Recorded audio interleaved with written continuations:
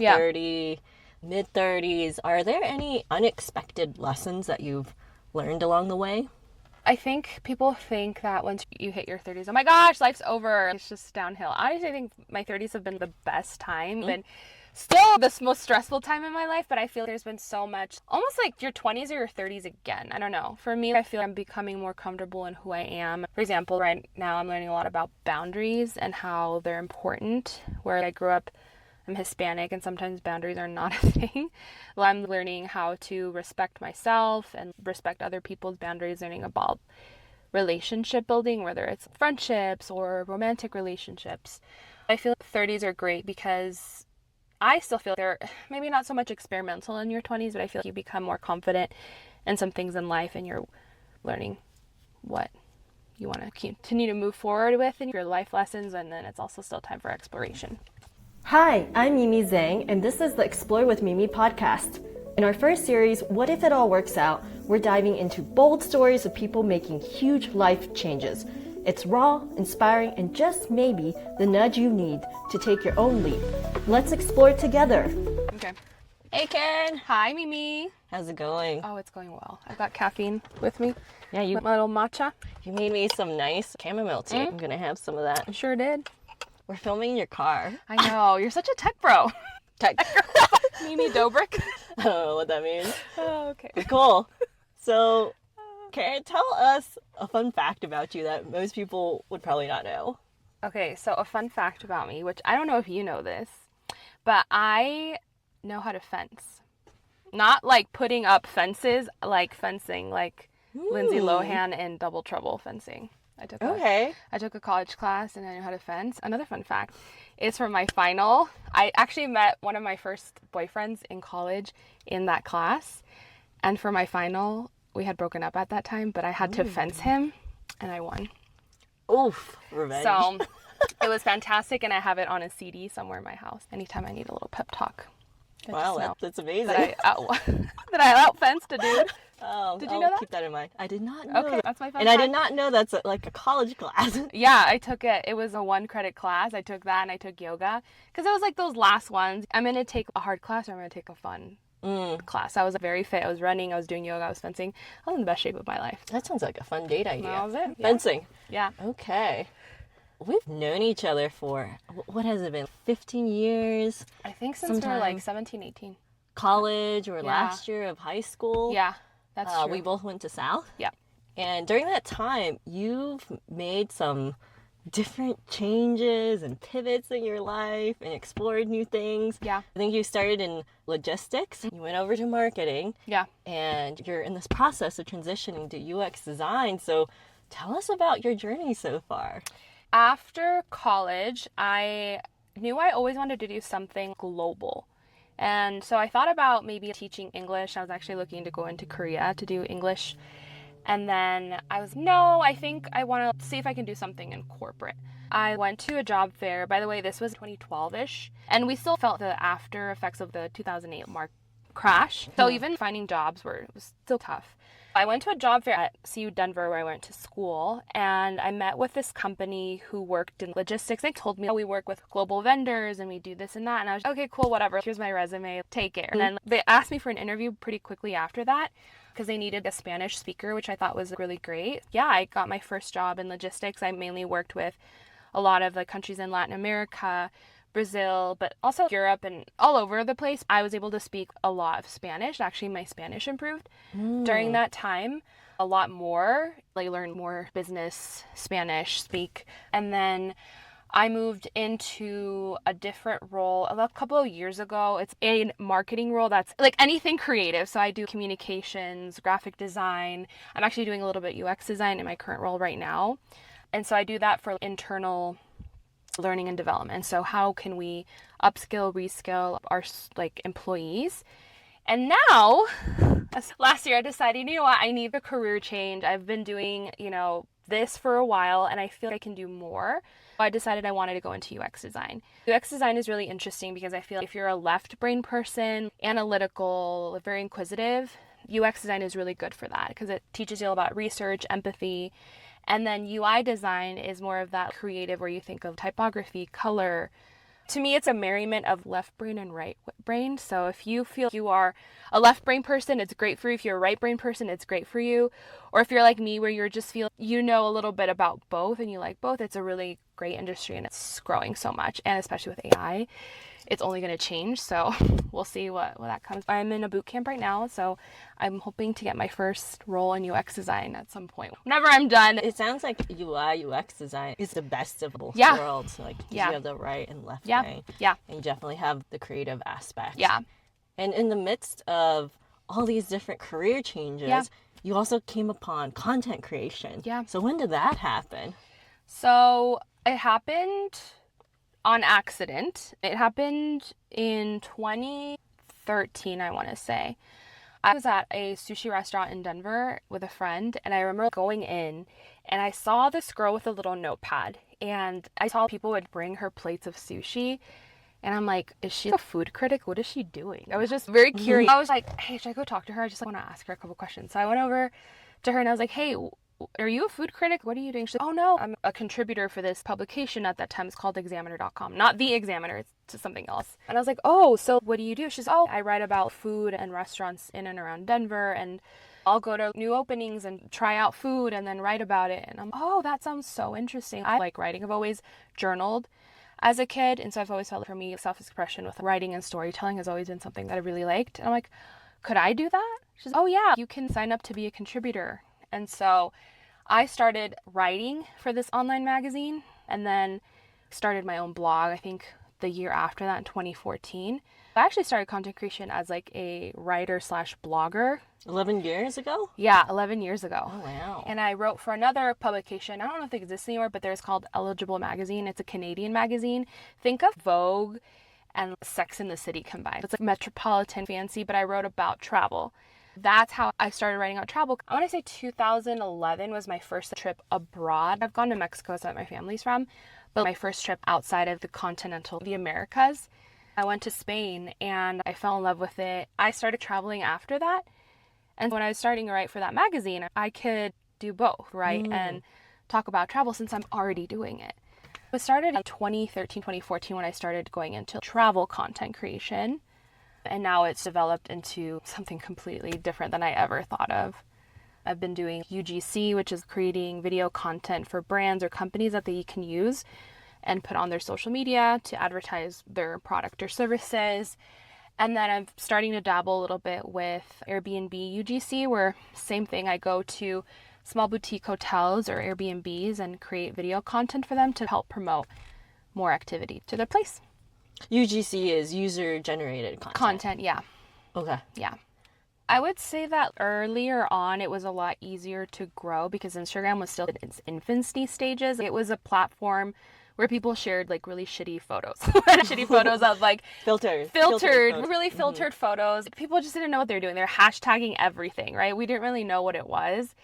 And now it's so different. The way things happen, there's like machine learning, right? There's algorithms, and it's just a different way to grow now. I feel, at least for myself, I think growing has been a little bit hard because there's other platforms like TikTok and so many ways that people want your attention, right? I feel like it's a competition of growth.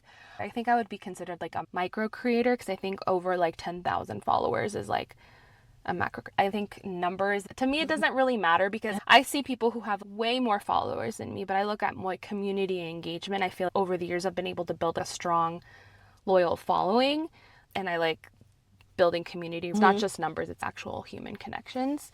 That makes a ton of sense. Yeah. I hear a lot of brands, they would rather work with influencers that have a more engaged following, no matter the size, rather than maybe you have millions of followers, but if they're not a very engaged community. Yeah, exactly. So to me, really. even some of my favorite creators that I follow don't necessarily have the biggest following. To me, I like being able to relate to people. So I might follow someone because they talk about mental health, or someone quit their job and they decided to pursue a passion project. So I'm going through something similar. I want to see them in their journey. It inspires me to continue to post more content that's relatable to me or what I like to do.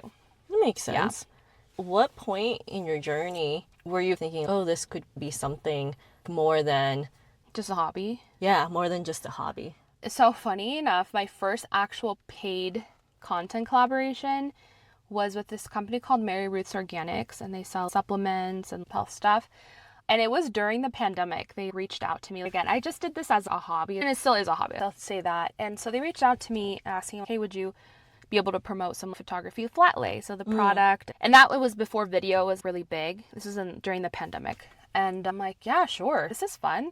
Wait, are they paying me to post something I would have probably already posted anyways? Honestly, during the pandemic, I took a course from a big creator to learn a little bit more about the business side of content creation. It was during the pandemic where I'm like, oh, I can get paid to do this. And then just naturally, I'll tell you, I don't actually pitch brands ever. There's people who love to do that. It's not my full-time job, but they've reached out to me. How did you find me? Oh, we found you on Instagram. Or they have tools now to do that kind of stuff. Every brand that's reached out, every brand partnership that I've had that's been paid has always reached out. And I think it's been through Instagram mostly, yeah. That's cool. You've tackled logistics, transition to marketing, you're going into UX design, you've done content creation. What advice would you have for someone that's trying to make a career change? Yeah, I would say just do it anyways, because time's going to continue to pass you by. You can dwell on it. Should I do this? Should I do that? And time's still going to pass you by. I decided to do a career change in my mid-30s. What was I thinking? I was thinking, first of all, I need to make more money. That was one of my main motivations. I didn't even know what UX design was 2 years ago. But I got into it because I was into graphic design. I was learning how to do graphic design. A lot of the stuff outside of any of the marketing and content creation stuff, the creative stuff, I've just learned by doing or taken a course. I didn't learn this in college. I would say, honestly, if you find something that you think you're good at, even just a little bit, lean into that and see, hey, could this be something that I could learn a new skill? Is this something that could maybe potentially make me some good money? For me, it made sense because I was doing and learning graphic design, and then I happened to stumble upon a YouTube video, graphic design to UX design. What is that? It took me into a rabbit hole of more YouTube videos and more YouTube UX design. Oh my gosh, this is amazing. This is perfect for me because I'm left-brained, but I'm also right-brained, and I can marry both of them together. So my best advice is just do it. Just do it. That's good advice. Time's gonna keep going. I think for you, there's this theme of you falling into things and not discovering, and then it leads you to something else. I've never known what I wanted to do outside of, I always wanted to be a pop star, to be honest, because I grew up singing. So I'm gonna do something with music. And I've sang even up until college. I sing now, but now I just sing at church. Other than that, no, I have not become Katy Perry or anyone else. I think I'm good with just making my content online. You could still do it. Who knows? Maybe. Should I start YouTube singing videos? Maybe. Do you want to sing something? I do not. That was your chance there. Oh my gosh. I know lately you've been really busy. Yeah. With your personal life, and you were caretaking for a family member. Yeah. So how did you balance your time between your personal life, self-care, work, and school? And to be honest, I just took it a day at a time. It's really hard because I'm working a full-time job. I'm also in school doing a boot camp part-time. And then this family thing happened. Was not expecting to do it. And thankfully, it's already passed, but had the space to do that. Yeah, I think it's just like taking it a day at a time. Sometimes it was like taking it an hour at a time. Finding ways, okay, what do I need to do now? What takes priority? So learning a little bit about time management and prioritizing. And sometimes I don't handle it perfectly. A lot of the ways that I decompress is I cry a lot. And so for me, crying is really cathartic. It helps me like release everything that's built in my body. Also, working out has been really helpful. Sometimes I just need to go for a walk or maybe a run. Helps me to clear my thoughts and the good endorphins built in. For me, like self-care has been a lot of just letting my emotions release and going out for a walk. And if I ever get a chance, I'll get a massage or something. I just noticed that stress is just built up body stuff. So that's how I handle it. It sounds taking a day at a time and moving the body somehow. Which can come in the form of like exercise. It can come from massage. Someone else is moving your body. It's a body thing. For me, it's a movement every day, even again, if it's just a walk. Because the days that I don't feel, I've gone out on a walk, I feel so stressed. And it's, oh, did you move today? No.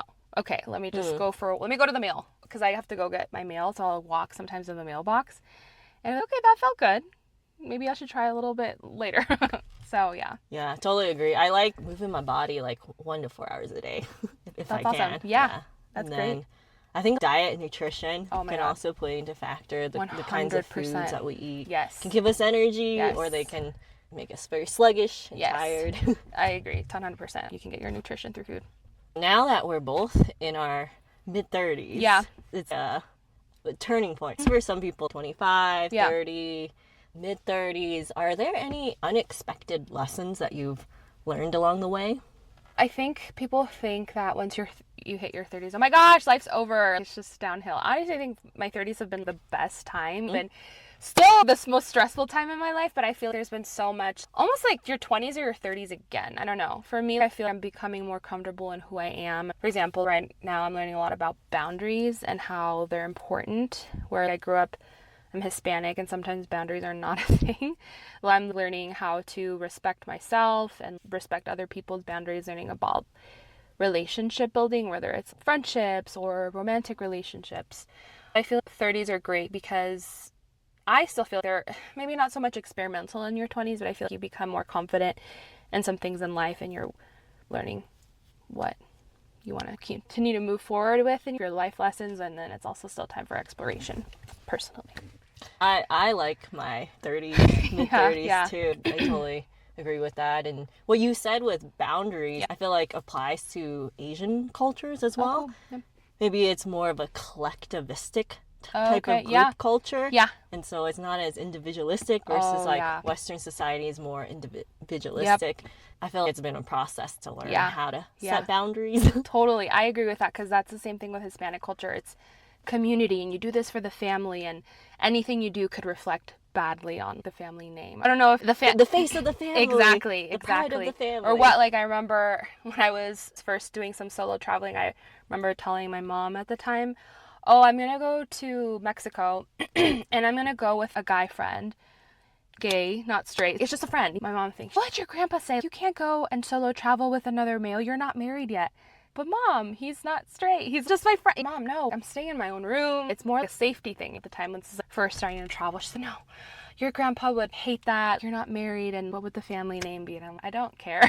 This is where it's different, because I grew up in the U.S. and stuff, and I personally feel I'm always trying to find a balance with my culture. In the U.S., it's very individualistic, and I feel like I'm more individualistic. That's my personality, but at the same time, it's always I clash with my culture, so it's always a clash, honestly. No, I totally get where you're coming from, because I have the Chinese immigrant side from my parents, but then I grew up in the U.S. since I was 2, so I definitely feel more Western individualistic. Yep. I'm just thinking about the boundary perspective. What's an example of one boundary that you've had to set with a family member? Oh my gosh. That you feel comfortable sharing? Currently, I'm just realizing the way people treat you is not a reflection on who you are, it's a reflection on them. I've learned a lot about not allowing people to continually disrespect me. Sometimes you have to love from afar and say, hey, I'm not going to let anyone speak to me or treat me this way. It's not an ego or pride thing. It's like a self-preservation thing where I respect myself enough to say I'm no longer taking this disrespect, and that is to me a big boundary that again, growing up in a Hispanic household, you just take it because it's mom and dad. It doesn't matter. Yes, treat and honor and respect your parents, but I also treat, honor, respect your kids too. I think that is something that I'm just learning about. You can still love someone from afar, but also learn to not take any disrespect anymore. Yeah, that makes sense, and that can be tough because if you've grown up with certain ideals or philosophies your entire life, and then you're trying to change how you think about this and put up boundaries, and I'm sure the family members or people close to you, when you put up the boundary, they probably don't respond well to that. Because a lot of the times, but it's like a process. It's like breaking a cycle, right? So I think if I have the chance to have kids, I want to remember how I felt in that time, and it's just a reflection of don't treat your kids with that type of treatment, or it's just making it goes both ways. Exactly. The respect. Exactly. Yeah, because I want, again, people say treat people the way you want to be treated, and now I match energies. So it might sound a little petty, but if you're kind to me, I'll be kind to you. I wouldn't be disrespectful to you, I would still have some level of respect. But at the same time, I'm also, if I give you respect and I'm not getting the same back, I just don't. That's where I'm better to just cut it off than continue to be disrespectful. That makes sense? That makes sense. Yeah. What are you most proud of your journey so far? Up in until life, now. Yeah. My journey in life. Here's the thing. I'm not really good about celebrating my successes. I'm not, oh my God, I'm the best. Look at me. But I have a hard time too. Yeah. So I'm more of, oh my God, I did it. I did something that I thought was going to be difficult and I was able to do it. So I feel I have tenacity, or I don't give up. I might take a pause. I might take a break. But I feel like I'm one of those people that will continue to go through it, even though it's hard, it's difficult. I always say I consider right now, with going through all the stuff that I'm going through, as a half marathon, because half marathons are so interesting. Have you ever run half? I have not. Okay. I did a half last year, and half marathons are so interesting because you start off, you're like, yes, let's go. You got so much energy, right? And then you start getting shin splints, and you're like, oh crap, this kind of sucks. Your chins start hurting. And then you get through a couple miles, you're like, okay, I'm warmed up, I'm good, you got this energy, right? And then, oh gosh, you hit a couple miles, my body is aching, I can't do this, I'm getting so hungry, oh my God, why did I sign up for this? But then you get Gatorade, you get some replenishment, you're like, good, then you get this other burst of energy, and then you're getting to the 10 miles, I'm going to die, I can't do this anymore. Everything, it's a constant like ebb and flow, and then you make it, you're at mile 13, I did it, oh, this wasn't so bad. And then I'm crying at the end because of this hard thing. This sounds like your whole life. Yeah, literally. So I don't know, with my life, I just consider, it's just running on a half marathon. Right now, I feel like I'm on mile 10, and I've just got a couple miles left, and I'm almost done. It's not that bad, but in the moment, I hate this. Why did I do this? Why did I do this? Why did I do this? So. Now I understand your life. Yeah. So if you ever want to understand, I just think of Karen's just running. She's on mile 10 right now. Okay. She's there. She hates it. I have crash outs. I have mentee Bs all the time. I had a crash out last week. My friends were, are you okay? Yeah, I just needed a reset. I watched your stories. Oh no. I posted some TikToks. Yeah, it was good. I'm just very emotional. What can I say? You use it to your advantage. I think society puts certain types of pressure on people when they're in their 30s, but then sometimes there's other pressures from whatever culture that you belong to. You're talking about Hispanic or Chinese culture, or even what religion that you follow. They probably put pressure on you. Yeah. What types of pressure have you personally felt being in your 30s? Oh my gosh. I'm going through this right now. Funny enough that you asked me. I have this pressure of, one, getting married, and two, having kids. I know it's not unique, but it's very unique because I grew up Hispanic, and Hispanics tend to have pretty big families for the most part, if you want to generalize. And so having a partner and having kids, it's very important because family is super important. And I'm not currently dating or have even thought about that because I've just been consumed with other things in my life. It hasn't taken priority. I feel like marriage and having kids has been my big pressure, honestly. Because of the biological time ticking clock, or whatever people say now. I know that there's women that are having kids in their 40s, but I think a lot about that because, I don't know, I've had friends who've gotten married and had kids really early, like early 20s. And then I have friends who are getting married, having kids like 35, maybe 36, first time. There's pros and cons to having maybe being a younger mom versus being maybe an older mom. Sometimes I think about that. I'm low-key, if I had a kid at this, and if I died at this stage, will they be older? I think about those things. Will I be healthy enough to do X, Y, and Z? Run around, do all those things. So that's why I'm trying to do things to take care of my mind, my health and stuff.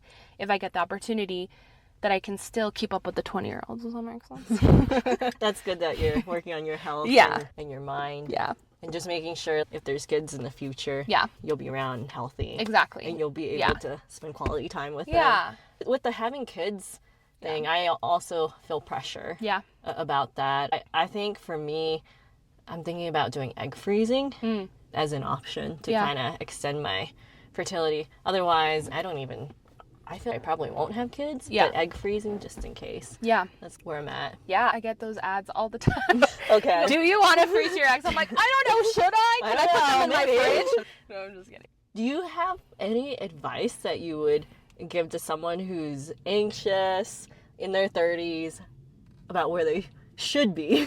Don't drink coffee if you're anxious. Drink matcha, it's better for you. It has better benefits. Or chamomile tea. Or chamomile tea. Anxious in their 30s. I am anxious and I am in my 30s. I think the advice is, let's see. I sometimes have to tell myself it's not that deep. I like jokingly around, I live on a floating rock. I'm this little tiny speck in the middle of this like grand universe, right?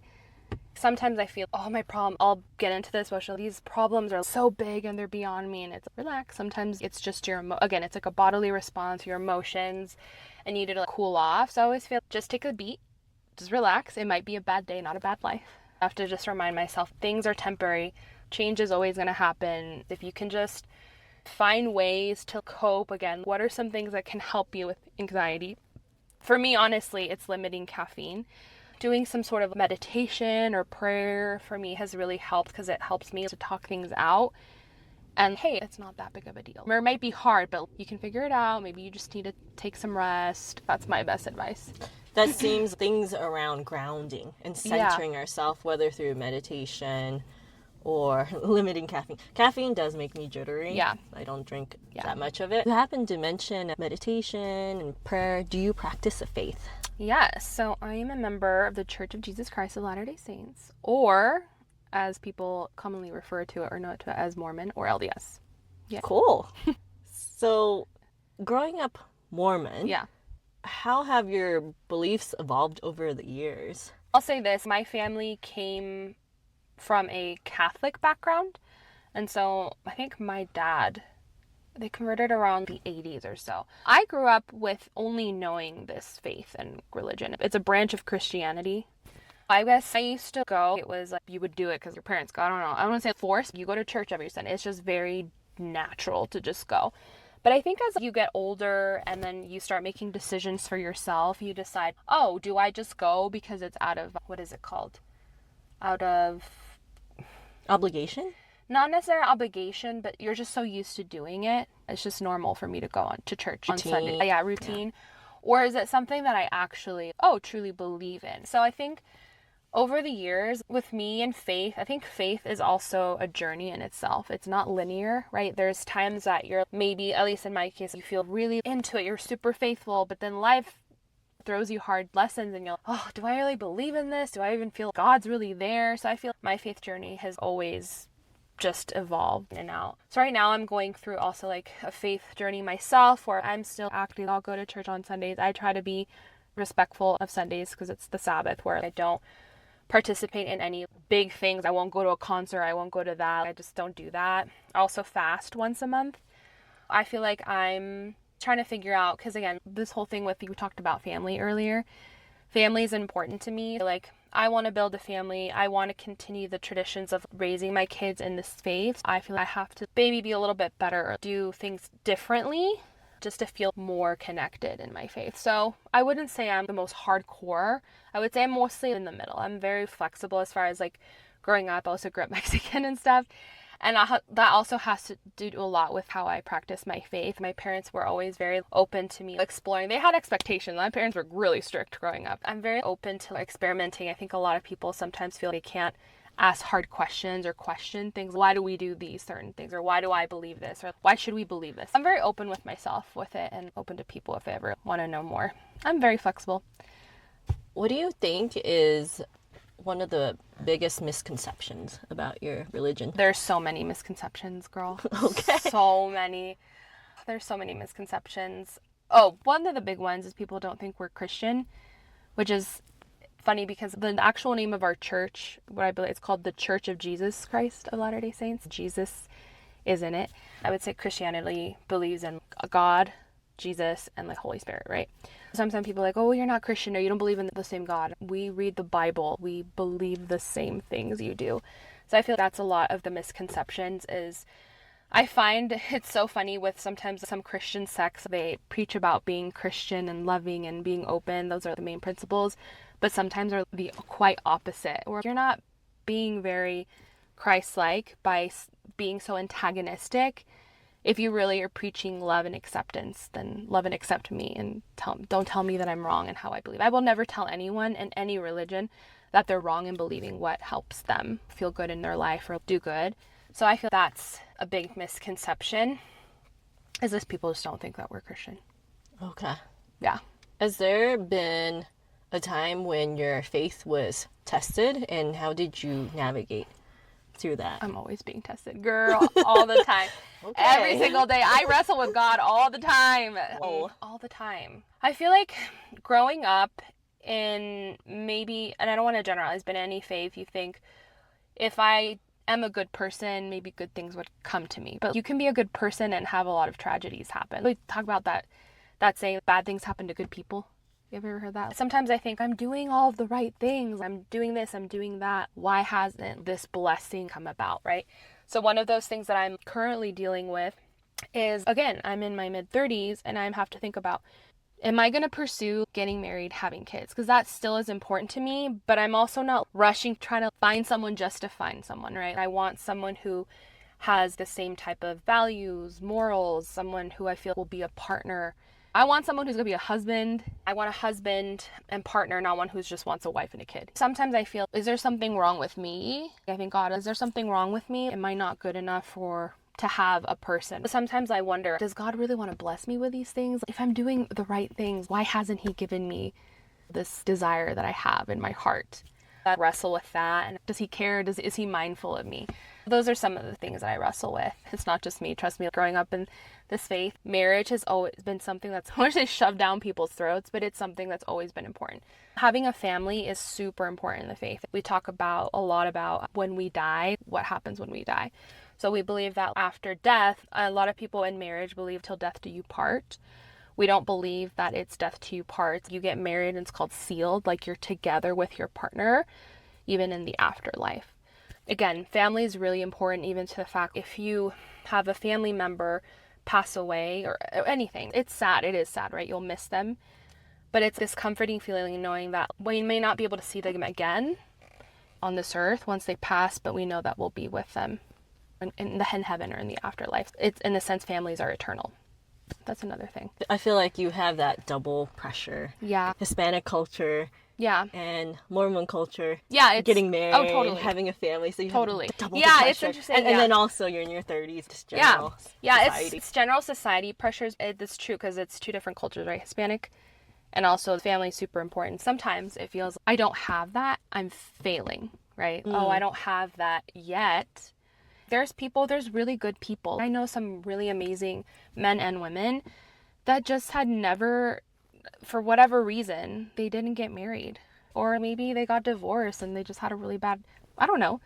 There's great people who never have kids. But I just want to feel like if that doesn't happen, I have lived like a fulfilling, full life.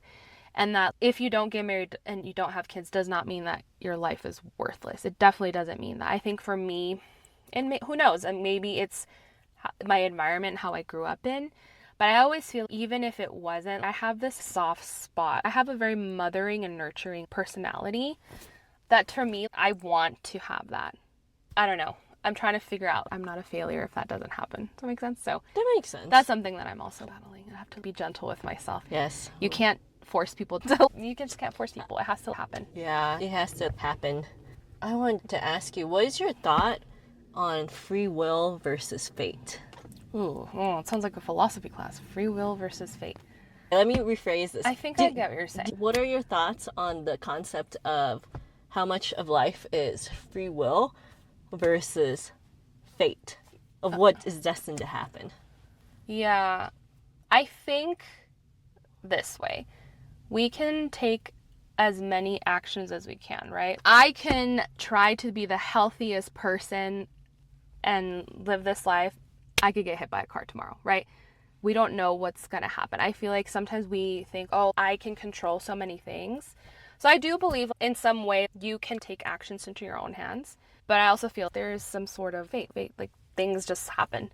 So I don't know. I believe in a healthy balance of both. You can try to plan for your life, but you can't always plan for the results. Or the outcome. Yeah, the outcome. In some way. Yeah. Because there's certain things that we can control. Like you mentioned, eating healthy, maybe working out. There's certain things we can't control, like the car crash, for example. I almost kind of wonder, the families that we are born into, is that just random, or is it something that we chose before birth? That's such a good question. I see what you're saying. And maybe there's certain lessons that we will most likely experience along the way, Yeah. or maybe it's all random. But it's hard to know because we're not. Yeah. If you were to ask someone in my faith, they would probably say that you chose. Interesting. You chose. Yeah. There's another thing that I'll tell you with beliefs is prior to coming to earth, we have a belief that we were spirit beings, right? We didn't have a physical body. We were with God and everyone. There's tons of us there, right? And that when we came to this earth, we chose to be here to live a mortal life, going through the happiness, the heartbreaks, everything, right? Experiencing life. But that we chose to come here. I chose to be Caren, and I chose my mom and chose my brother. There is some sort of belief that you chose, maybe your family, your outcome would be in life, but we might not remember it. I also believe that there's some veil. It's almost you rediscovering that, why did I choose to do this? Why did I choose this certain family? So I always wonder, it's the beauty of just living this life, regardless what you might have thought of before. I'm just rediscovering that. Yeah. And learning whatever lessons and Yeah. feeling whatever feelings. Yeah, and yeah. Experiencing. Because I think about, things. like, even 10 years ago when I was a child, I'm not doing what I thought I was going to be doing. I thought I was going to be a pop star, right? I'm doing UX design. I'm learning circles and stuff on the software. I thought I was going to be singing Designing an AI pop star. Exactly. I'm designing apps for a living. Well, soon will be. I think it's just, life is fun. It's about exploring, experimentation. I wish it could always be happy and joyful, but how can you know joy if you don't experience heartbreak? You have to Sweet and experience sour. one for the other. Yeah. Yin and yang. Sweet and sour. Exactly. Yang. Totally. I agree. Now that we're coming towards the end of our podcast interview, Yeah. I have 3 last questions for you. Okay. If you could go back in time to your younger self, say you are 16 years old, Okay. what's one piece of advice you would give your 16-year-old self? I would say stop overthinking.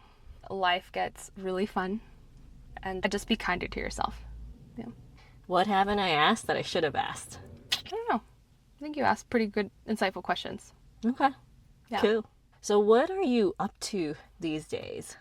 Once I finish school, Mimi, my next thing, I am trying to do a little bit of travel, probably in the summer and the fall. I'm planning to do a trip to Morocco in the fall. I'm, like, really excited. I'm co-hosting a trip with a friend. That's what I'm really excited about. Yeah, tell us more about your trip that you're co-hosting. Okay. What does it include? Okay, so I'm going on a trip to Morocco with a friend, and it's going to be 9 days. So we start off in Marrakesh, and then I make our way up to the desert. We'll be exploring the city, spending some time in the Sahara Desert, visiting some, like, kind of ancient villages, doing some things like hammam, which is an incredible spot. I love them. Anytime I go abroad, I try to do that. And it'll be October 20th through the 28th, and there's tons of spots available. We've already got 4 girls that are signing up to go. So we're really hoping we can get some more people to go and sign up. But yeah, we've got, like, good amount of people signed up. Awesome. I'll drop the link Yeah. at the bottom. And where can folks find you online and social media? They can find me at My World, My Travels on TikTok and Instagram. Okay. I'll drop those links as well. Cool. Thank you, Caren, for the podcast discussion in the car today. I know, this is so unique. Thank you for having me. That's it for this episode of Explore with Mimi. If today's story got you thinking, laughing, or maybe even planning your next big leap, don't forget to subscribe, leave a review, or share it with a friend. It might be just what they need too. Remember, no matter where life takes you, what if it all works out? I'll see you next time.